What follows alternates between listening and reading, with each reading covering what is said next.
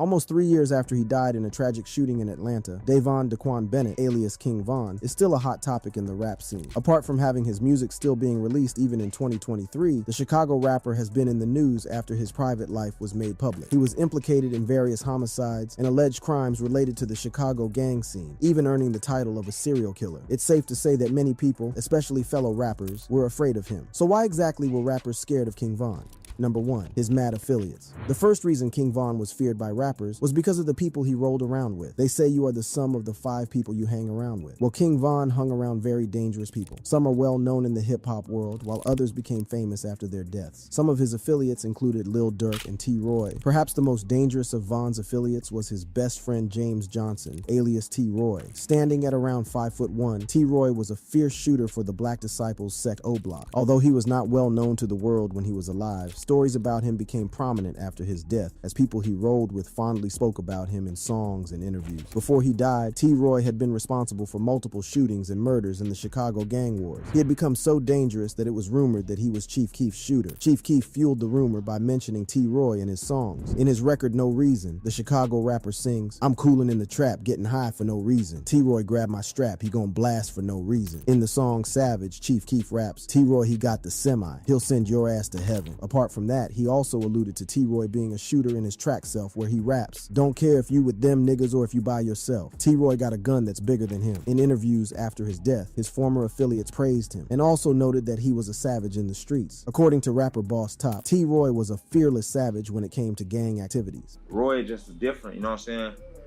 He was a real enforcer. Shorty is a savage on another motherfucker that was fearless. Another Chicago rapper, Tay Capone, revealed that T-Roy would just eat, sleep, and roll up on his ops. Troy is one of those, like, he one of them type of, he wake up, eat, sleep, shit, this drill. Tay Capone also revealed that T-Roy's ops were afraid of the O-Block shooter. T-Roy, you ain't gotta be scared of him if you one of the guys, you know what I'm saying? But if you on that other side, you should be terrified of him.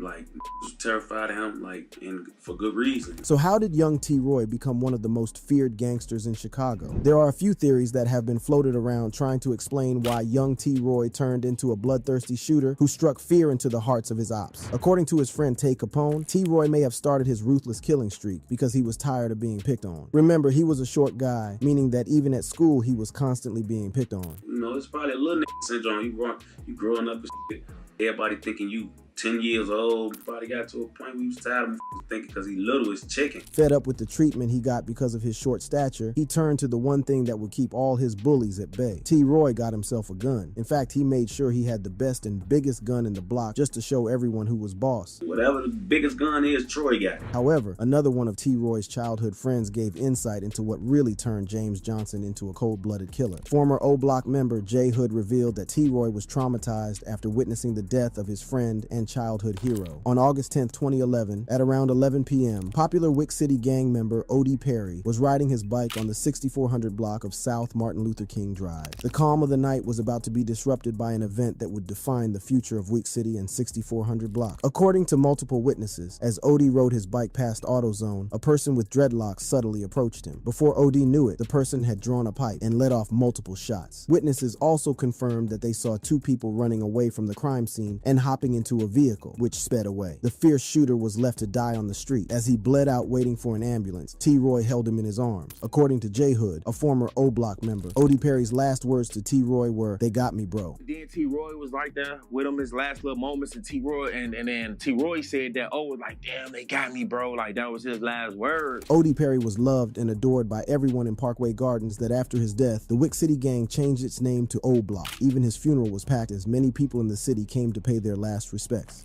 Love, like overly love. His funeral was packed. The people of Parkway Gardens had never had such a popular figure die at the hands of their ops. He was one of the first deaths that was from the ops. When you one of the first to die, man, it hit harder. As a result, the death affected very many people. O.D. Perry's death seemed to affect one young man in particular, the man who had heard O.D.'s last words, T-Roy. First, he was horrified seeing the neighborhood's idol riddled with bullets and bleeding out. Then he was saddened after it hit him that the great shooter was no more. Finally, something in him snapped. Maybe it was the fact that he was right there when he uttered his last words. Whatever it was, it changed him. J Hood revealed that the whole incident changed T-Roy. So that shit changed T-Roy.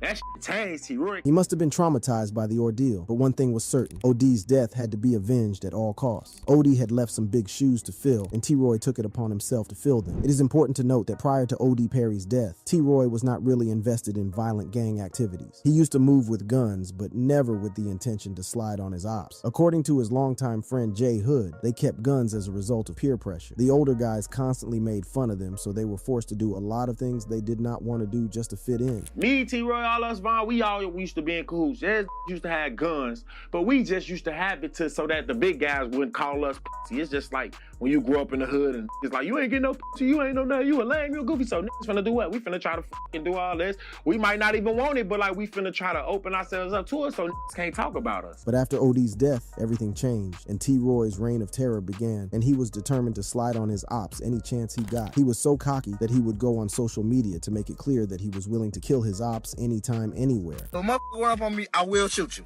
No problem. I will shoot you.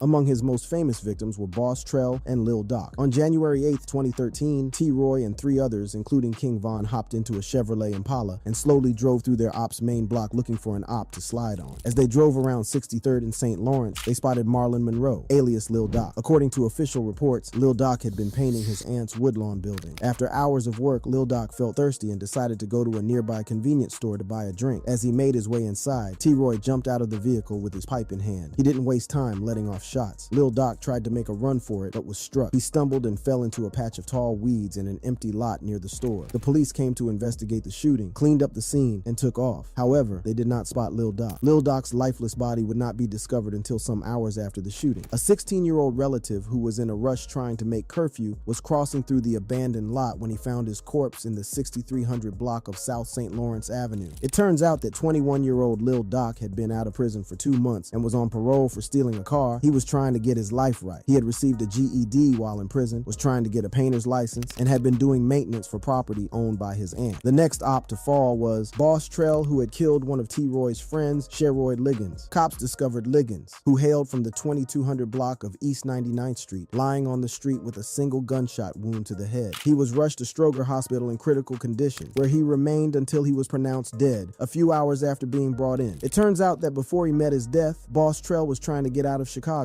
He had lived by the gun and knew that he would die by the gun. The cycle of gang violence in Chicago was getting out of hand, and the only way to get out alive was to start life in a new city. It turns out that during the weeks prior to his death, there had been several attempts on his life. First, he had been shot at by OB's 600 members. The following week, he was shot at on different days by King Von and Big A. Having panicked for his life, he decided to start life in a different part of the country. He chose Iowa and bought a bus ticket. However, he would never make it out of Chicago alive. According to Boss Trell's bus ticket, he was set to leave Chicago on November 10th, 2012. Just 3 days before he left, he posted on Twitter that he was eager to start his new life. Can't wait till I get my new start. His excitement was also his undoing as the tweet alerted his ops. There's no way his ops would let him escape from their grip forever. He had to be put down immediately, so a plan was put in motion. Rumor has it that T-Roy and his buddies used a girl to lure Boss Trell from hiding. The girl was supposed to set up a meeting with him the next day. Boss Trell fell for it and arrived at the agreed upon site. However, he was alone as the girl he was to meet was nowhere in sight. Suddenly, a vehicle slowly pulled up a short distance away from him. It quickly dawned on him that he had been tricked and took to his heels. However, his op was hot on his trail with guns already blazing. Unfortunately, he was struck and fell as T-Roy and the rest fled the scene. Just 2 days before he was to leave Chicago, Boss Trell was found face down in an alley in the 2600 block of West 83rd Street with a shot to the back of the head. His ops were more than excited with the news of his death that they took to Twitter to show their delight. Boss Trell thought he could get away from the rap, but who he bump into, one tweet read. Unfortunately, T-Roy would die exactly how he had lived his life. The gang violence and murder that he so proudly lived by also claimed his life. On Valentine's Day 2017, T-Roy and a friend strolled through the 2000 block of East 71st Street in the South Shore neighborhood. As T-Roy and his friend strolled through the streets, their ops, TB and Can't Get Right, were hot on their trail. From the footage, one can see that TB and Can't Get Right were scanning the streets searching for T-Roy. T-Roy and his associate went into a store on 71st Street. Inside the store, he was on one of the aisles having a conversation interaction with his associate. Seconds later, CCTV footage showed TB and Can't Get Right walking into the store and toward their rivals. TB's right hand was slightly behind him, concealing a firearm. Suddenly, TB raised his pipe and shot T-Roy, who then dropped to the floor. T-Roy was then taken to Northwestern Memorial Hospital, where he succumbed to his gunshot wound. Famous rappers who were close to him were shocked and took to Twitter to express their sadness. This included Lil Durk, Lil Reese, 600 Breezy, and Chief Keef. King Von was in prison at the time fighting a murder charge and, in an Instagram live, revealed that when his mom told him about T-Roy's death, he cried, something the O-Block gang member had not done in ages. Lil Durk is also a well-known dangerous affiliate who has been caught up in gang violence. Although Lil Durk has not been indicted for any criminal acts, there has been wide speculation that he may have had a hand in the death of FBG Cash. FBG Cash relentlessly dissed King Von after his death, even going ahead to disrespect Von's mural. Now I think at some point you take the picture in front of O-Block,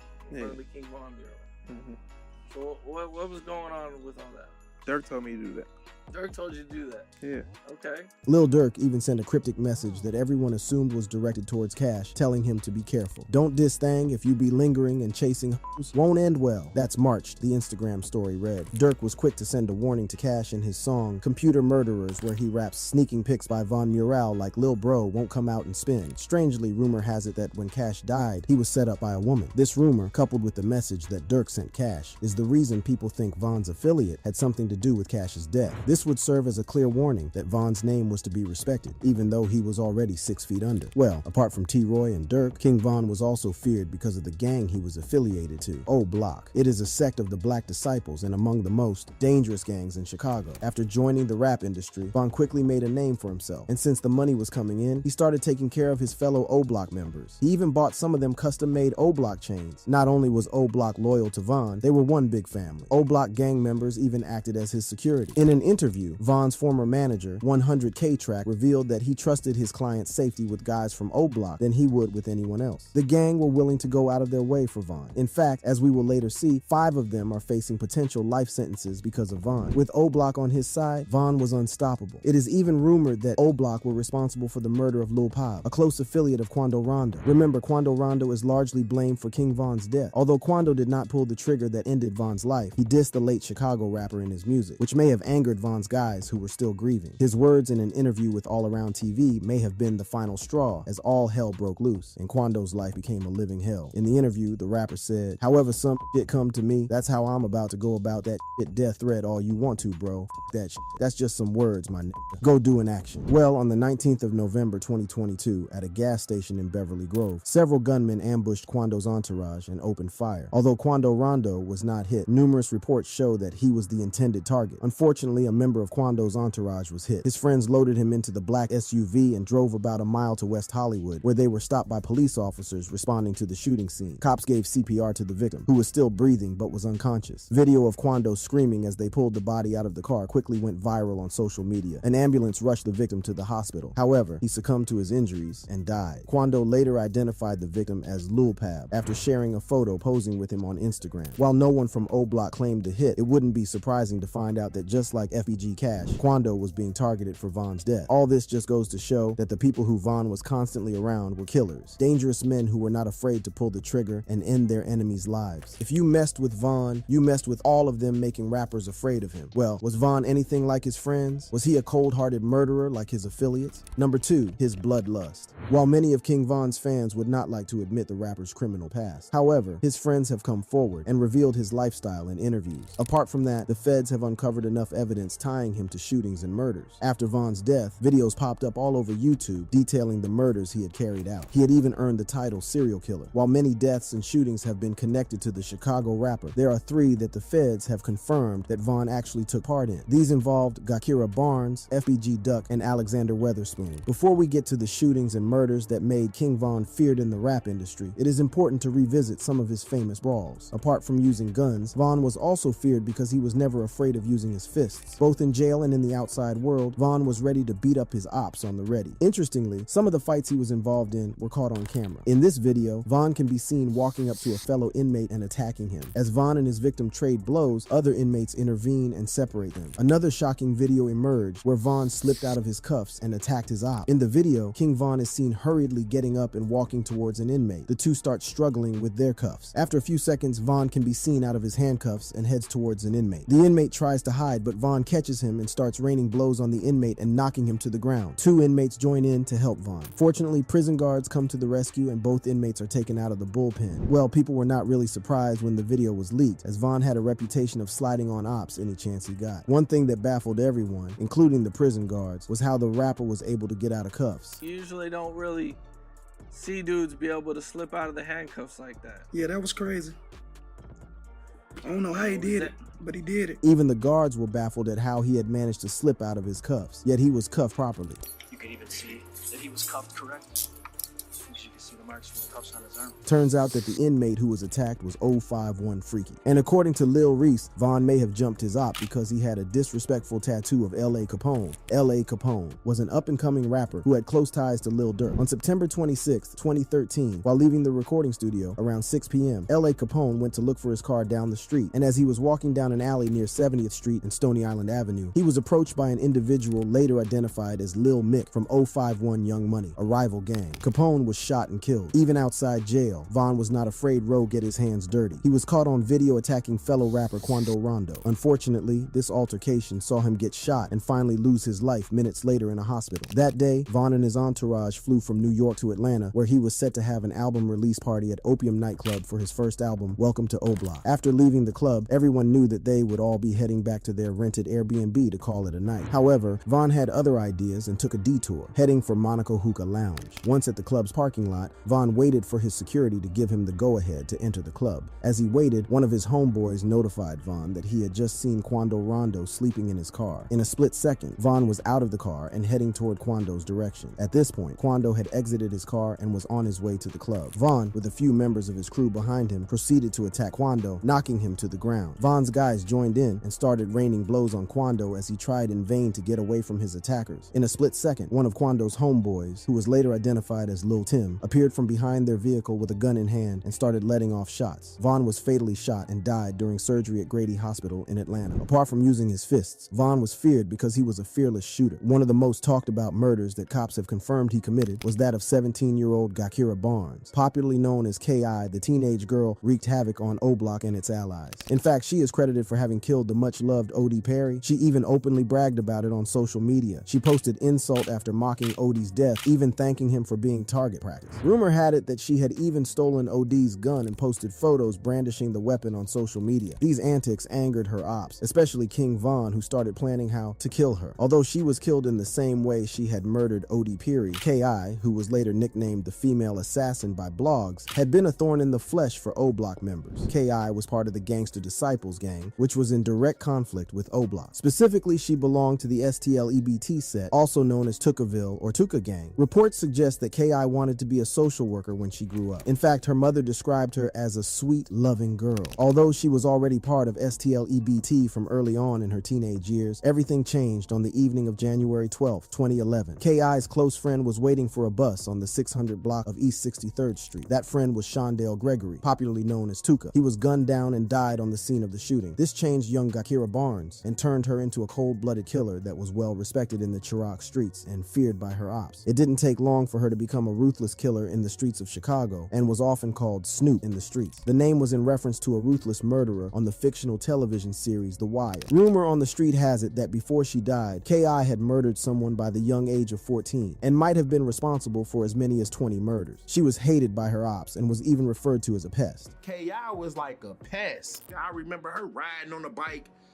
like, you know, taunting us, and nigga, we trying to chase her back on the block, but she get out of that skirt on the bike, she gone. And she was somebody that, like, we hated. On April 11th, a hooded gunman shot Barnes in front of a home in the 6400 block of South Eberhard. K.I. was hit 9 times in the mouth, neck, and chest before running and collapsing on a neighbor's doorstep and passing out. She later succumbed to her injuries at Northwestern Memorial Hospital. That day, she was walking with her brother, FBG Butta, and a friend. All 3 sustained gunshot wounds, but it seemed as though K.I. was the intended target as the other 2 survived. King Von was arrested in connection with the shooting after he was identified by eyewitnesses, but was soon released as police were unable unable to meet the burden of proof in court. Ultimately, the charges were rejected because of the lack of strong evidence to convict Vaughn. But years later, after King Von died in a tragic shooting in Atlanta, reports surfaced showing that Vaughn had indeed killed K.I. According to police reports, the shooter wore a gray hoodie and blue jeans. He approached the 3 victims, produced a handgun, and began firing in the direction of the victims, striking all 3. He then entered an unknown vehicle and fled the scene. J. Hood, who was very close to Vaughn at the time, narrated what happened the day K.I. died. He admits that Vaughn confessed to killing Gakira Barnes. And then Vaughn walked up to me, and I shook his hand. He like, look straight. And then I look straight, and I'm like, why are you telling me to look straight? He like, look straight, and what I'm finna say to you, don't look at me after I tell you. According to the former O-Block member, Vaughn told him that he had shot 3 people and that K.I. was the last one of the 3 he had shot and killed. I just run up on K.I. and why I just ran up on them niggas and caught K.I. She was the last one running out of the gate. As soon as Vaughn told him this, sirens could be heard in the distance getting closer. And I'm just in my head like, damn, for real? And sure enough, after he told me that, sirens came. However, K.I.'s brother, FBG Butta, who was present at the scene, denies this. He denies the fact that Vaughn was responsible for his sister's death. Man, what I know is, on my dead, Vaughn didn't kill Kai. I got shot too. I was right there. I got shot too. I saw the motherfucker who popped us. He did. Despite strong opposition from Butta, police reports emerged in 2023 showing that he had confessed to cops that Vaughn had indeed killed his sister. According to the documents, Cooperator 3 was also present for and witnessed the murder of his sister Gakira Barnes by O-Block member Davon Bennett. This is not the only murder that was connected to the late Chicago rapper. The death of Carlton Weekly, alias FBG Duck, was also linked to Vaughn. However, cops uncovered all this after he had passed away. On August 4th, 2020, news broke out that FBG Duck had been shot and killed at Michigan Avenue and East Oak Street in the Gold Coast area of Chicago. Everyone could tell that it was a hit, and it was not long before 5 members of O-Block were arrested in connection to the murder. On October 13th, 2020, the feds raided O-Block and arrested 5 men for FBG Duck's murder. These were Charles Liggins, aka C. Murda, Kenneth Robertson, aka Kenny Mack, Carlos Alford, aka Lost, Christopher Thomas, aka C. Thang, and Marcus Smart, aka Muwop. The 5 were charged with murder, unlawful use of firearms, racketeering, and assault with dangerous weapons. The charges carried a mandatory minimum of life upon conviction. There was even talk of the prosecution seeking the death penalty. The feds revealed that someone had put a $50,000 bounty on Duck's head. However, no one was willing to do it. The informant further revealed that the same individual had bumped up his offer to $100,000. Someone from O-Block was willing to part ways with $100,000 in exchange for Duck's death. Well, at the time, Vaughn was making it big in the industry. He may have been the one that put out the bounty. Although the informant did not reveal the individual's name, they told the cops that the said person had rewarded the killers with custom-made O-Block chains. The pieces were starting to fall into place as a video had earlier surfaced on YouTube of none other than King Von giving O-Block members custom-made chains. Apart from this, among all the O-Block members, he was the one who had that kind of money since he had made it big in his music career. After internet sleuths did some digging, they found out that the suspected informant was none other than King Von's little brother, Louis V. Documents from the feds showed that the snitch had been arrested for unlawful use of a weapon on the 17th of August, 2020. Unfortunately, no one else close to Vaughn or even from O-Block was arrested on the same day or on the same charge. That left only Louis, who fit the description in the police documents. Apart from that, he also could have known of Vaughn's move on FBG Duck since he was close to him. Rappers now had more reason to be scared of Vaughn as he could place bounties on his enemies. One person was lucky enough to encounter King Von and live to tell the tale. This was none other than Alexander Weatherspoon. On February 5th, 2019, shots were fired in the parking lot of The Varsity, a popular restaurant located in Midtown Atlanta. Cops responded to the incident within minutes and found a 23-year-old man wounded outside a vehicle in the parking lot. The 23-year-old was later identified as Alexander Weatherspoon and had suffered a gunshot wound to his leg. Witnesses told the authorities that an SUV with 300 plastered on the side was seen speeding away from the scene after the shots were fired. Apart from shooting the victim, the rappers also robbed Alexander Weatherspoon of a gold chain and $30,000 and stole his vehicle. In the months that followed, 3 suspects were arrested in connection to the shooting. These were King Von, Lil Durk, and Bezu. Interestingly, Lil Durk was considered the main suspect in this case. It turns out the rapper had 5 charges to his name. These included criminal attempt to commit murder, aggravated assault, unlawful association with criminal street gang, to conduct or participate in crime, possession of a firearm during commission of a felony, and possession of a firearm by a convicted felon. Cops alleged that they even had him on camera firing his weapon at Weatherspoon. You see Mr. Banks' arm out the window firing several shots. at the victim, towards the victim. However, after Vaughn died, all the charges against Lil Durk were dropped. That was not the most shocking part. It turns out that Vaughn would not have beaten the charge. In a statement released by the DA, Mrs. Fawny Willis, if co-defendant Davon Bennett, aka King Von, had not died in 2020, he would have been indicted for this incident. It was Vaughn who had shot Weatherspoon. Interestingly, Weatherspoon was a member of the Vice Lords gang, which meant that he was an op, and Vaughn knew how to handle his ops with ease. Judging from the people he grew up with and hung around, it is not surprising that Vaughn turned out to be a violent murderer. It is also not surprising that he struck fear into the hearts of his enemies.